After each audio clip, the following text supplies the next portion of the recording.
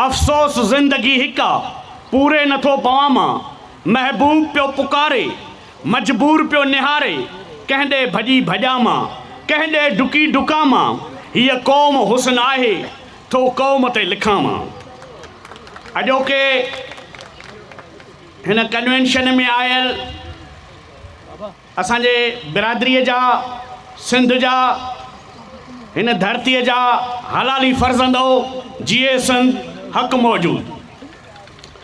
सिंध मेमन ताज जो 10 मार्च ते मरकज़ी कन्वेंशन थियो हो ऐं उन कन्वेंशन में असां सिंध मेमन ताज जो आइन जेको आहे उहो पास करायो हो।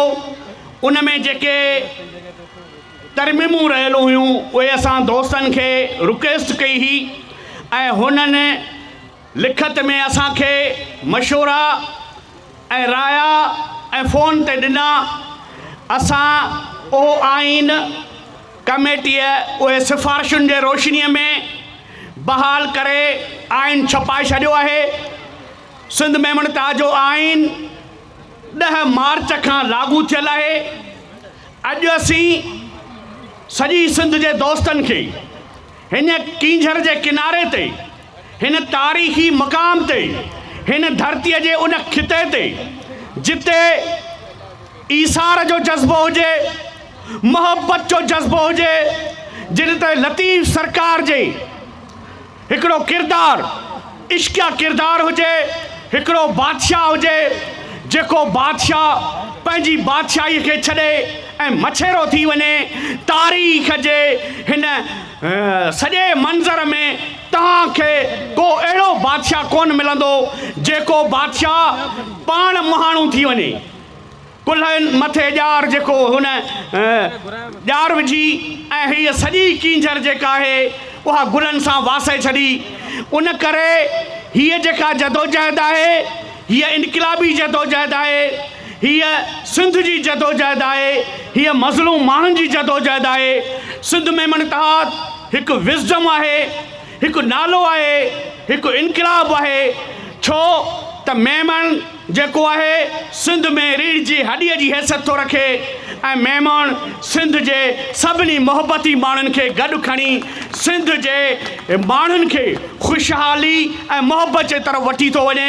उन करे अॼु जो कन्वेंशन जेको आहे उहो कन्वेंशन साबित कंदो त कराचीअ खां वठी कश्मीर ताईं असीं बिरादरी जेका आहियूं उहा गॾु आहियूं। पर हिकिड़ी ज़रूरु ॻाल्हि आऊं कंदुसि त असीं नस्ल परस्त न आहियूं, मेमन परस्त न आहियूं, पर वतन परस्त आहियूं, धरती परस्त आहियूं। असांजी मरण जीअण हिन धरतीअ सां आहे। उन करे जॾहिं बि कंहिं धरतीअ ते का आंच आई त सिंध जो मेमन जीअं अॻु में अमाला शहीद मिठू बुलेतीअ वारनि सर ॾिना आहिनि, ईअं सिंध जो मेमन पंहिंजे वतन ऐं धरतीअ तां सर ॾींदो। इन करे असांजी कोशिशि आहे त तंज़ीम साज़ी थिए, तंज़ीम खे एक्टिव कयूं ऐं तंज़ीम मुनज़िम थिए। जेतिरो तव्हां तंज़ीम खे मुनज़िम कंदो, सॼी सिंध जे अंदरि सॼी जेका सूरत हाल में इदारा मज़बूत कंदो, फ्रंट मज़बूत कंदो, त हीअ तंज़ीम सही पेशरफ़्त कंदी, सही नमूने सां माण्हुनि जी ख़िदमत कंदी। छो त असां चाहियूं था त असीं अहिड़ा इदारा क़ाइमु करियूं जो असांजे वञण खां पोइ हीउ जेको तसलसल आहे, हीउ जेको जदोजहद आहे, हीअ जेका मूवमेंट आहे उहा हलंदी रहे। मूंखे भगत सिंह जो यादि थो अचे त भगत सिंह खे जॾहिं फांसीअ जे फंदे ते वठी आया हुआ ऐं हुनखे फाही पे ॾिनऊं त भगत सिंह खां पुछऊं त तुंहिंजी आख़िरी ख़्वाहिश कहिड़ी आहे? त भगत सिंह चयो त मूंखे ॾुख न आहे त आउं फाहीअ थो चढ़ियो वञा, छो त मूं हिते जे साम्राज अंग्रेज़ खे ललकारियो हो, उनखे भॼायो हो। पर मूंखे ॾुख इहो आहे त मुंहिंजे मरण खां पोइ, मुंहिंजे फांसीअ जे अचण खां पोइ जेका मुंहिंजी जदोजहद आहे, जेका मुंहिंजी मूवमेंट आहे, उहा मूवमेंट ख़तमु थियो पई वञे। छो त मुंहिंजी पार्टी कान हुई, मुंहिंजी तंज़ीम कान हुई। उन करे तंज़ीम जी वॾी अहमियत हूंदी आहे। तंज़ीम तस्बीह जे दाणे वांगुरु हूंदी आहे ऐं जॾहिं तस्बीह जा दाणा टुटंदा आहिनि त विखेरजी वेंदा आहिनि। उन करे तस्बीह जे दाणनि खे ॻंढिणो आहे ज़ंजीर खे ॻंढिणो आहे। असांखे असां वटि आइडियल असांजो मुर्शिद लतीफ़ साईं आहे, जंहिंजूं 27 सूरमियूं जदोजहद जी अलामत आहिनि। लतीफ़ साईं जी सूरमी ससुई जेका आहे उहा मुकमिल हिकिड़ो इनक़िलाबी किरदारु आहे, इनक़िलाबी गस आहे, इनक़िलाबी जदोजहद आहे, जेका असांखे जीअण जो ॾस थी ॾे त जॾहिं हिकु औरत पुनूअ जे इश्क में जबल झागे सघे थी, सॼी दुनिया खे ललकारे सघे थी, त छा सिंध जा 7 करोड़ माण्हू पंहिंजे धरती, पंहिंजे वतन, पंहिंजे मुल्क जी ख़िदमत नथा करे सघनि? उन करे लतीफ़ चयो आहे त आॾो टकर टर मतां रोह रतियूं थिए। माण्हू में जज़्बो हुजणु खपे, माण्हूअ में हिमत हुजणु खपे, माण्हूअ में सही फ़ैसिला हुजणु खपनि। छो त जॾहिं ताईं सही फ़ैसिला कंदा, हिमत कंदा, त पोइ ही जेके कामयाबियूं आहिनि, ही कामरानियूं आहिनि, तव्हांजा पैर चुमंदियूं। ऐं जॾहिं बि दुनिया जे अंदरि माण्हू उथिया आहिनि त पोइ कंहिं शाइर चयो आहे न, चई तख़्त गिराए जाएंगे और ताज गिराए जाएंगे। ही जेके ताज ऐं तख़्त आहिनि उहे माण्हुनि जे पेरनि में थुॾ आहिनि ऐं थुॾे उन्हनि खे उछलाए छॾींदो आहे। तव्हांजे ॾाढो मिसाल आहिनि दुनिया जा। शहनशाह ईरान जो मिसाल आहे, जॾहिं शहनशाह ईरान इनक़िलाब आंदो त उते जो इमाम ख़ुमैनी इनक़िलाब आंदो त शहनशाह ईरान खे पंहिंजे जाइ क़बर जी जाइ न मिली। तव्हां वटि हिते असांजा पंहिंजा किरदार आहिनि। हिकिड़ी औरत मारवी उमर जे कोट में जॾहिं हुनखे वठी आया, हुनखे लालचूं ॾिनऊं, हुनखे डप ॾिनऊं, पर हुन ईअं चयो त ईअं न मारुनि रीत, ईअं न मारुनि रीत जीअं सेण मटाइनि सोन ते, अची उमर कोट में कंदसि कान कुरीत, पखनि जी प्रीत माड़नि सी न मटे। उन करे अॼु असांखे पंहिंजे हिन तंज़ीम खे पंहिंजे माण्हुनि जे लाइ ढाल बनाइणो आहे, रुख जी दीवार बनाइणो आहे, ऐं उहा तव्हांजे सभिनि जे गॾियल जदोजहद सां थींदी। छो त हिकु माण्हूअ जी ताड़ी न वॼंदी आहे, ताड़ी हमेशह ॿिनि जी वॼंदी आहे, ऐं जॾहिं उहा ताड़ी वॼंदी आहे त दुश्मन भॼंदो आहे। उन करे असांखे उन वे में, उन तरीक़े सां हिन तंज़ीम खे ऑर्गनाइज़ करणो आहे त असां वटि डॉक्टरनि जी विंग हुजे, असां वटि यूथ विंग हुजे। छो त यूथ विंग खां सवाइ का बि तंज़ीम अॻिते वधी न थी सघे।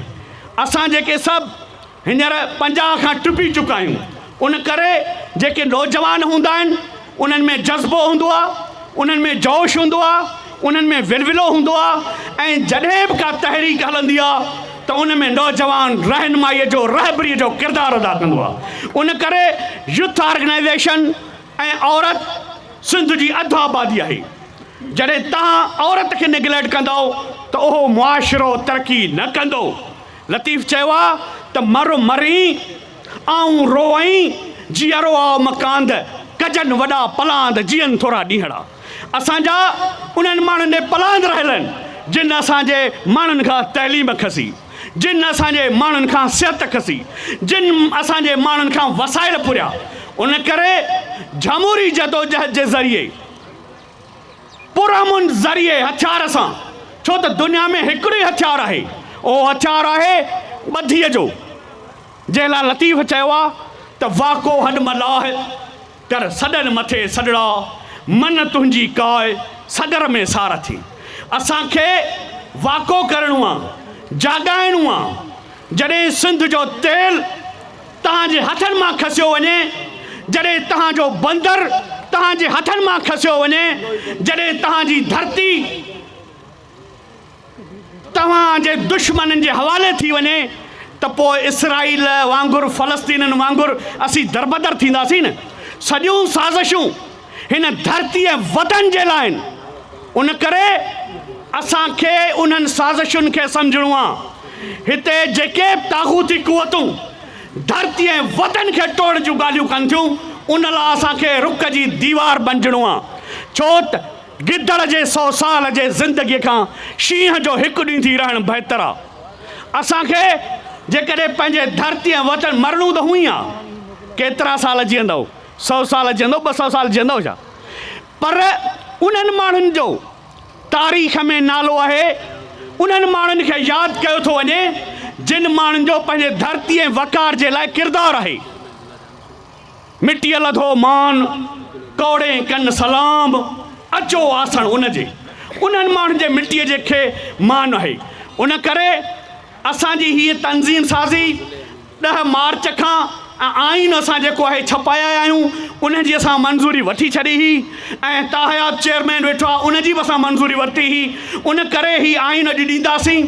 अॼु असांजो चेयरमैन वधीक पाण जेको आहे नई बाडीअ जे हवाले सां ऐलान बि कंदो त जीअं असीं सही डायरेक्शन में, सही प्लानिंग सां, सही हिकमत अमलीअ सां हिन तंज़ीम खे वञूं। ऐं अॼु असां इहो बि तव्हां खां फ़ैसिलो वठंदासीं त जेको बि असांजो मरकज़ी अॻुवान 3 मीटिंगुनि ते न आयो, उहो पाण खे तंज़ीम जे उहिदे तां बरतरफ़ सम्झे। तव्हां क़बूल आहे? ऐं जेको बि ज़िलो जेकॾहिं हुनजी तंज़ीम साज़ी सही न हूंदी, हुनजी कारकर्दगी सही न हूंदी, त 3 महीना उनखे बि ॾींदासीं ऐं 3 महीननि खां उहो सदर बि पाण खे बरतरफ़ सम्झे। उन करे हाणे पॉलिसियूं जेके आहिनि सख़्तु कबियूं, पाण खे सही नमूने सां अॻिते वधिणो पवंदो, हिक ॿिए जो एहतिसाब करणो पवंदो, हिक ॿिए जी गाइडलाइन ॾियणी पवंदी। जेकॾहिं असां जूं दोस्तियूं मोहबतूं उहे सभु पंहिंजे ॿाहिरनि, पर जॾहिं हिते असीं वेंदासीं त हिते असीं सिंध मेमन इत्तेहाद वतन ऐं धरतीअ जे लाइ जेका आहे कोशिशि कंदासीं। ऐं कुझु चंद गुज़ारिशूं कंदुसि। सिंध मेमन इत्तेहाद पंहिंजे तंज़ीमी जोहर ऐं आइनी ज़ाब्तनि में रहंदड़ सिंध जी हिकु वॾी कम्यूनिटीअ जो हिकु वॾो इत्तेहाद आहे। सिंध मेमन इत्तेहाद पंहिंजे मुक़ररु वक़्त ते ऐं तयन थियल ज़ाब्तनि उसूलनि तहत पंहिंजा नुमाइंदा चूंडाए थो। इहा इत्तेहाद जी जमहूरी हुअण जो उहिञाण आहे। सिंध मेमन इत्तेहाद पंहिंजे वसाइल, पंहिंजे कम्यूनिटी ऐं गॾोगॾु सॼी सिंध जे माण्हुनि जी ख़िदमत कई आहे। सिंध मेमन इत्तेहाद खे हिन जनरल काउंसिल जे इजलास में आईंदे जे लाइ कुझु हक़ीक़ी टारगेट रखणु घुरिजनि, जिन खे हासिलु करण जी पूराई कई वञे। सिंध मेमन इत्तेहाद पंहिंजे मुस्तक़बिल जे रिथाबंदीअ में जिन मामलनि खे ज़ेरे गौर आणे थो से ही आहिनि। सिंध मेमन इत्तेहाद खे सिंध जे बेपहुच ऐं हक़ीक़ी ज़रूरतमंद माण्हुनि जी मदद लाइ हिकु फंड क़ाइमु करणु घुरिजे। नंबर 2, सिंध मेमन इत्तेहाद खे बजाए उनजे त माण्हुनि खे वठण ते ऐं पिनण ते हेराइजे, आगा खान कम्यूनिटीअ जे वेलफेयर मॉडल खे आॾो रखी रिथाबंदी करणु घुरिजे। पंहिंजे ज़रूरतमंद माण्हुनि खे पोरे सां प्यार जो दर्स ॾींदे कराची ऐं ॿियनि वॾनि शहरनि में नंढनि नंढनि कारोबारनि सां लॻाइण जी अमली मदद कई वञे। सिंध मेमन इत्तेहाद खे उन लाइ कराची अंदरि हिकु बेरोज़गार एक्सचेंज बैरो खोलणु घुरिजे। कंप्यूटर, अंग्रेज़ी, चीनी ॿोली सिखणु ऐं ड्राइवरी अॼु जे दुनिया जा वॾा हुनर स्किल्स आहिनि। SMI खे पंहिंजो कम्यूनिटी नौजवाननि लाइ कंप्यूटर ट्रेनिंग ॾियारण में तंज़ीम मदद कई वञे। उन लाइ हैदराबाद में हिकु कंप्यूटर सेंटर खोलियो वञे। अंग्रेज़ी ऐं चीनी ॿोलीअ जा सेंटर खोले उते नौजवाननि खे ॿिन्ही ॿोलियुनि जो माहिर बणाए बैन अल-अक़वामी मंडीअ में रोज़गार सां लॻाइण जो बंदोबस्तु कयो वञे। NHA वेटनरी वारनि ड्राइविंग जे सिख्या वारनि सेंटरनि में नौजवाननि खे भर्ती करायो वञे। SMI खे ह्यूमन रिसोर्सिस बि खोलणु घुरिजे, जिते सॼे तंज़ीमी कारकर्दगी जो रिकॉर्ड रखियो वञे। तंज़ीमी कारकर्दगी खे हिकु लिखती रिसालो आर्गन में छपाए आणे बि ज़ाहिर करे सघिजे थो। सिंध मेमन इत्तेहाद जा सियासी, समाजी ऐं ॿिया मसइला साहिब इक़्तिदार जे निगाह खे आणण जे लाइ बाक़ाइदे रिथाबंदी करणु घुरिजे। मुज़ाकिरा, सेमिनार ऐं एहतिजाजी मुज़ाहिरनि लाइ हिकमत अमली जोड़नी पवंदी। SMI खे पंहिंजे तंज़ीम जे प्लेटफॉर्म तां हक़ीक़ी इशूज़ खे मंज़राम ते आणे उन्हनि जे हल लाइ कोशिशूं करणियूं पवंदियूं। सिहत, तइलीम ऐं ॿिया अनेक अवामी मसइला आहिनि, इस समय खे उन्हनि लाइ जदोजहद करणु खपे। त सिंध में मुनताद सॼी सिंध में पंहिंजे माण्हुनि खे पंहिंजे पेरनि ते बीहारण जे लाइ प्लानिंग हिकमत अमली ठाही आहे। ऐं असां आइन में हिन वारे इहो बि रखियो आहे त जेको असांजो मेंबर हूंदो उनखे हाणे फंड ॾियणो पवंदो, ऐं उहो फंड को असां वॾो कोन रखियो आहे, 50 रुपया फ़ी मेंबर, वधीक हुनजी मर्ज़ी आहे, पर जेको मेंबर हूंदो उनखे 50 रुपया लाज़मी ॾियणो पवंदो, तॾहिं हू सम्झंदो त आउं सिंध में मुनताद जो मेंबर आहियां, न त हू मेंबर नथो थी सघे। जेको माण्हू 50 रुपया नथो ॾेई सघे उहो सिंध में मुनताद लाइ छा हलंदो। इन करे हाणे तंज़ीम जो आइन आयो आहे ऐं तंज़ीम खे उन मुताबिक़ लागू कयो वेंदो। तंज़ीम जी ही जेको असां आइन उन ॾींहुं पास कयो हो उन तव्हां दोस्तनि खे क़बूल आहे, असां पास करे छॾियो आहे, तव्हां सभिनी दोस्तनि खे क़बूल आहे। ही आइन 10 मार्च खां लागू हूंदो ऐं 10 मार्च हर साल असांजो कन्वेंशन जेको आहे जनरल काउंसिल जो इजलास थींदो। उन करे ॿियो क़दम जेको असां खयो तव्हांखे ॿुधाइण पिया चाहियूं त असां 6 बिरादरियूं गॾिजी पाकिस्तान नेशनल अलायंस ठाहियो आहे, जेको सिंध जे मसइलनि ते, सिंध जे बरंदड़ इशूज़ ते, उन्हनि में उन पाकिस्तान नेशनल अलायंस जो चेयरमैन हाजी अब्दुल रज़ाक आहे ऐं उनजो सदर सिराई न्याज़ आहे। हींअर टगड़ बिरादरी ऐं तीवड़ा बिरादरी ऐं ॿियूं काफ़ी बिरादरियूं 6 बिरादरियूं अची चुकियूं आहिनि। ॿियनि परियार बिरादरी, ॿियनि अमीरुल बहर जेको आहे मीरबर बिरादरी, इहे असां सां गॾिजी चुकियूं आहिनि। ॿियूं बिरादरियूं गॾियूं पिया त जीअं जेके असांजे वतन खे, असांजे धरतीअ खे थ्रेड आहिनि, जेके माण्हू साज़िशूं था कनि, जेको माण्हू सिंध खे टोड़ण जूं ॻाल्हियूं थो करे, त उन्हनि माण्हुनि खे असीं जवाबु ॾींदासूं त लखपाल न आहियूं पर लॼपाल आहियूं।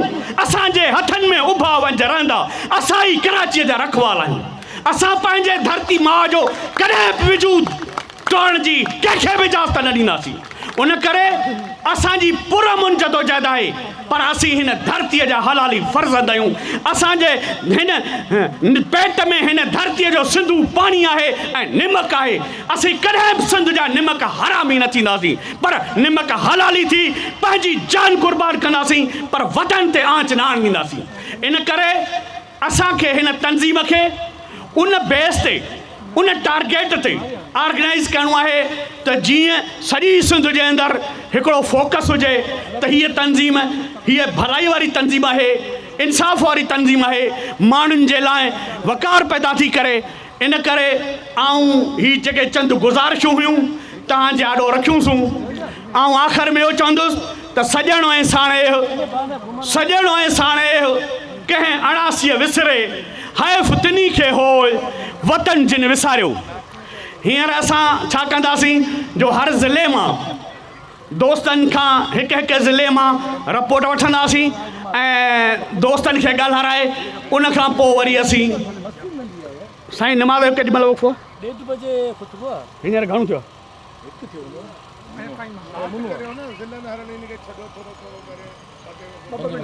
हाँ 5 मिंट ॻाल्हायो। हाँ आशिक़ साईं खे स्टेज ॾियो था हाणे।